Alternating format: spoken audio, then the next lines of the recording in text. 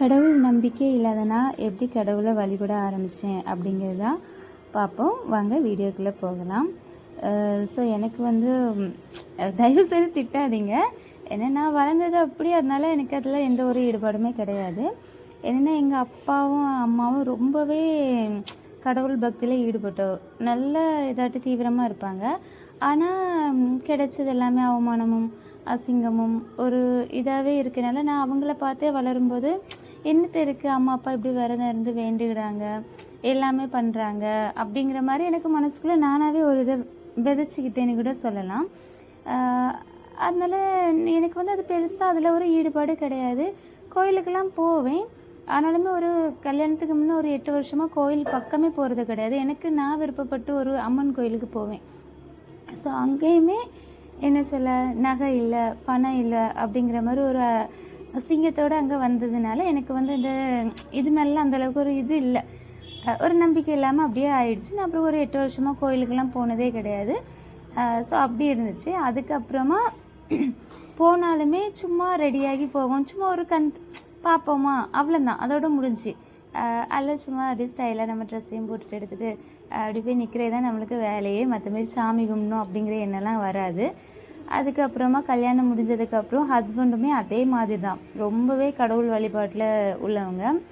So கல்யாணம் முடிஞ்சோடனே சுசீந்திரம் கோயிலுக்கெல்லாம் போவோமோ, அப்போ வீக்லி ஒன்ஸ் சண்டே ஆனால் சுசீந்திரம் கோயிலுக்கு நாங்கள் கம்பல்சரி போயிடுவோம். ப்ளஸ் வந்து ஒரு நாராயணர் கோயிலுக்கும் போவோம். சாட்டர்டே சண்டே 2 நாளுமே கோயிலுக்கு போகிற வழக்கம் உண்டு. நான் எதுக்கு போவேன்னா, தயவுசெய்து திட்டாதீங்க, என்னோட இதை நான் சொல்கிறேன். நான் எதுக்கு போவேன்னா, அங்கே சுசீந்திரம் கோயிலுக்கு போயிட்டு வந்தப்பல அந்த பக்கத்தில் ஒரு டீ கடையில் சுட சுட காஃபியும் சூடாக மிளகா பஜ்ஜியும் சாப்பிடுவோம். அது எனக்கு ரொம்ப பிடிச்சி. நான் மோஸ்ட்லி அதுக்காக தான் பண்ணுவேன். கடவுளை வணங்கணும் அப்படின்னு போனது கிடையாது. எங்கள் வீட்டுக்காரங்க விழுந்து விழுந்து கும்பிடுவாங்க, எனக்கு அதில் ஒரு உடன்பாடும் இல்லை. நான் என் போக்கில் இப்படி கையை கட்டிட்டு அப்படி பார்த்துக்கிட்டு அப்படி வர்றது தான் என்னோட இது. அதுக்கப்புறமா பெரிய கோயிலுக்கெல்லாம் போவாங்க. அப்போ என்னோட ஹஸ்லாம் முன்ன இழுத்து விட்டு சாமியை கும்பிடு, பாரு பாரு நீ பாரு அப்படின்னு சொல்லுவாங்க. நான் நினைப்பேன், என்னத்த இருக்குது இதில், எல்லா இடமும் இருக்குது, அதே கடவுள் தானே, இதுக்கு நம்ம இப்படி நிறைய பேர் அந்த அடித்து பிறண்டு அதில் அடிபட்டு அப்படி விடுமோ அதை அந்த காட்சி அவங்கள பார்க்குறதுக்காக அப்படி நிற்பாங்க. எனக்கு அப்போ அதோட அருமெல்லாம் நம்மளுக்கு தெரியாது. எதுக்கு எல்லாரும் இப்படி தீவிரமாக நிற்கிறாங்க, சரி கொஞ்சம் நிதானமாக தான் அந்த சாமியை கும்பிட்டா என்ன. அப்போது எல்லாருமே அலமோதி நிற்கும்போது யாராலையும் கும்பிடவும் முடியாது, எதுவுமே இது பண்ண முடியாது. ஆனால் அதில் அவங்களுக்கு ஒரு திருப்தி, நம்ம அந்த கடவுளை பார்த்துட்டோம் அப்படிங்கிற மாதிரி ஒரு திருப்தி இருக்கும்ல. ஸோ அப்படி இருக்கிற டைமில் வந்து எனக்கு வந்து மொத்தத்தில் இதில் எந்த ஒரு இதுவுமே இருக்காதுங்க. அதுக்கப்புறமே நான் கோயிலுக்கு போவேன். இப்போ ஒரு 6 இயர்ஸாகவே.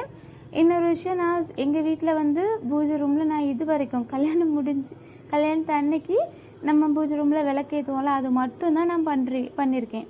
அதுக்கப்புறம் இவ்வளோ 6 இயர்ஸ் ஆகுது, நான் இன்னும் எங்கள் பூஜை ரூமில் வந்து கொஞ்சம் விளக்கேற்றினது கிடையாது. தட்ஸ் இப்போ தான் அதை நான் ஆரம்பிச்சிருக்கேன். விளக்கேற்றினது எதுவுமே கிடையாது. அதுக்கப்புறமா ஒரு சில டைமில் வந்து ஒரு 1 இயருக்கு முன்ன திடீர்னு ஒரு சின்ன எண்ணம் வந்து பிரதோஷ பூஜை இதுக்கு போக ஆரம்பித்தேன். திடீர்னு சரி நம்ம ஹஸ்பண்ட்லாம் இதாட்டி இருக்காங்களே அப்படின்னு சொல்லிட்டு போக ஆரம்பித்தேன். ஒரு 3 வீக்ஸ் 4 வீக்ஸ்க்கான இந்த 4 டைம்ஸ் பிரதோஷத்துக்கு போயிருப்பேன். ஐயோ, சண்டை எங்களுக்குள்ள அப்படி ஒரு சண்டை, கிட்டத்தட்ட நாங்கள் பிரிகிற கண்டிஷனுக்கே வந்துட்டோம். ஸோ அந்த அளவுக்கு சண்டை போட்டு லாஸ்ட்டில் 1 இயர் ஆகுது. மறுபடியும் அதை அப்படியே விட்டுட்டேன். என்னால் அதை என்னத்தை அப்படிங்கிற மாதிரி அப்படியே விட்டுட்டேன். ஸோ இப்போ மறுபடியும் எதனால நான் ஆரம்பித்தேன்னா, எங்கள் தம்பிக்கு மேரேஜ் வந்த டைம் வந்து டோட்டலாக ஃபேமிலி எல்லாருமே பிரிஞ்சிட்டோம். ஸோ அந்த இதில் வந்து என்னோட இது எப்படின்னா, நமக்கு வந்து நமக்கு கலந்தபடி நமக்கு தான் சொல்லுவாங்கல்ல. ஸோ அதே மாதிரி நம்மளுக்கு கடவுள் தரணுங்கிறத தரதான் செய்வாங்க. நம்ம அதை வந்து மனசார நினச்சிக்கவே செய்யணும். பட் இருந்தாலும் எனக்கு வந்து எப்படின்னா, யாரையும் நான் காயப்படுத்திடக்கூடாது, ஒரு சின்ன விஷயத்துக்கு வர காயப்படுத்திடக்கூடாதுன்னு நான் ரொம்ப உறுதியாக இருப்பேன். அவங்களால நான் காயப்படலாம் பெருசாக எடுத்துக்கவே மாட்டேன். பட் நான் அவங்கள காயப்படுத்திடக்கூடாது அப்படிங்கிறதுல இருக்கிற டைமில் இந்த டைம் எல்லாருமே என் மேலே தப்பு, அவங்கள நான் காயப்படுத்துகிறேன்னு சொல்லும்போது என்னால் அந்த வழியை ஏற்றுக்க முடியலை. தென் யார்கிட்டையும் அதை சொல்லி என்னால் அழவும் முடியலை. ஏன்னா நம்ம ஒருத்தங்கள்ட்ட சொல்லி ஃபீல் பண்ணுறோன்னு வச்சுக்கோங்க, அந்த ஃபீலிங்ஸ் வந்து யாருமே பெருசாக பொதுவாகவே நீங்கள் யாரையும் எந்த ஒரு விஷயமும் ஷேர் பண்ணாதீங்க. உங்களுக்கு அவ்வளோ வலியாக இருந்தால் எழுதி அதை எரிச்சிட்டிங்கன்னா அதோட வலி முடிஞ்சு ஓரளவுக்கு நம்ம அதுலேருந்து ரிலீஃப் ஆயிரும். இல்லைன்னா கடவுள் காலடியில் விழுந்து அழுங்க முடிஞ்சு. இன்னொருத்தங்கள்ட்ட சொல்லும்போது நினைப்பாங்க, ஓ அவள் புத்திக்கு அப்படி பட்டுட்டாளா அப்படின்லாம் நினச்சி இது பண்ணும்போது நம்மளுக்கு அது இன்னும் கொஞ்சம் அந்த ஃபீலிங்கே குறை சொன்னது மாதிரி.